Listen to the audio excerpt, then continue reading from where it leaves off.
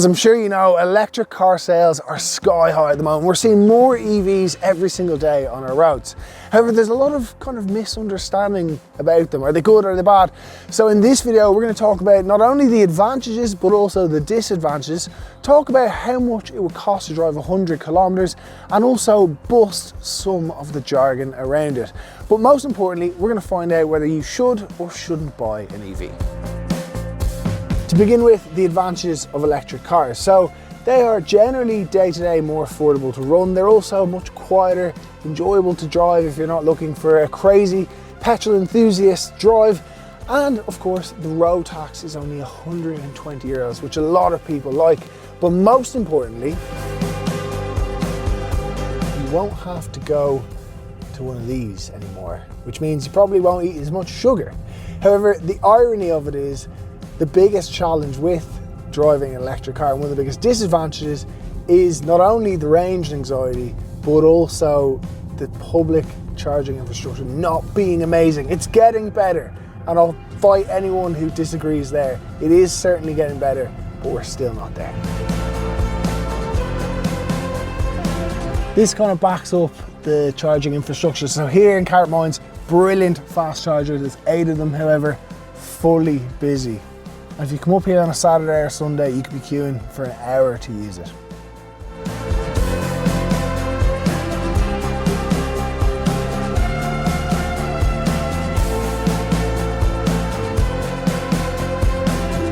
My next problem, a lot of EV manufacturers put the charger on the driver's side, which means when you come to a charger, we might not actually be able to charge now. I haven't even made this up for the video. I genuinely can't charge. But for the sake of argument, I'm going to show you that you either can tap with your ESB card, do it on your app, or you can also just tap your regular debit card. Now, how much does it cost to drive 100 kilometers in an electric car? Because most of us do know how much it costs in our traditional diesel or petrol.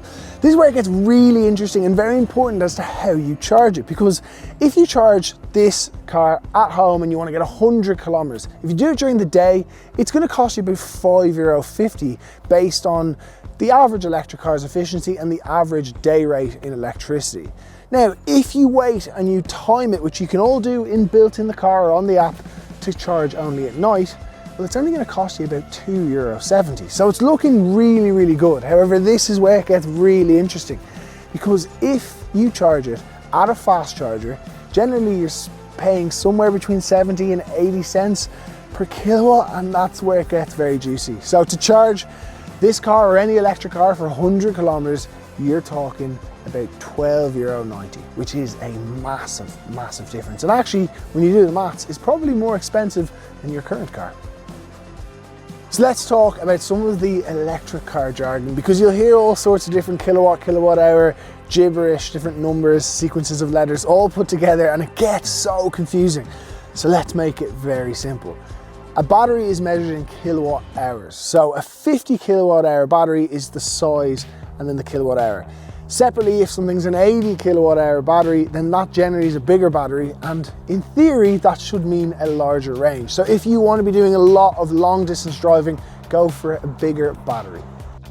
Next up on the confusing jargon list is kilowatt hours per 100 kilometers. It's a very confusing thing that you don't really need to know about. In summary, the lower the number, the more efficient your car is. Think of it like in the old terms, miles per gallon or your litres per 100 kilometers. It's all about measuring how efficient your car is. And truthfully, if you own it, you'll never really look at it. Although a lot of EV owners tend to get fixated on that, but just drive your car like a normal car. And lastly, let's talk about charging, because you'll always hear people say, oh, AC, DC, CCS, all these kind of letters just thrown together. In simple form, you're going to use AC, which is just the top part when you're charging at home or you're getting a slow charge. DC then, or CCS, that is your full system, every single pin. Think of it like a socket, you're using every single part of it. That's when you get your fast charger. Another thing to note is that a lot of manufacturers will say, oh, our car goes from 10 to 80% in just 30 minutes. Newsflash, every single one of them does it. So don't worry too much about that. Most cars will be able to charge that quickly.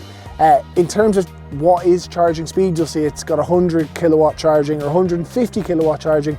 Basically, the higher that number, the faster it charges.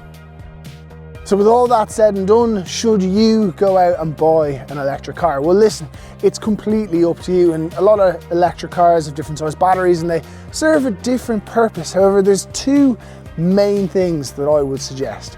Number one is you have to have the ability to either charge this at home or at work for it to make sense for you personally. And the second one is that ideally you're not going to be driving regularly more than 300 kilometers a day, as then it just starts to mean that you have to use that public infrastructure. It doesn't save you a whole lot of money, and it just kind of adds a little bit of stress to your day-to-day life, which realistically you don't want to have.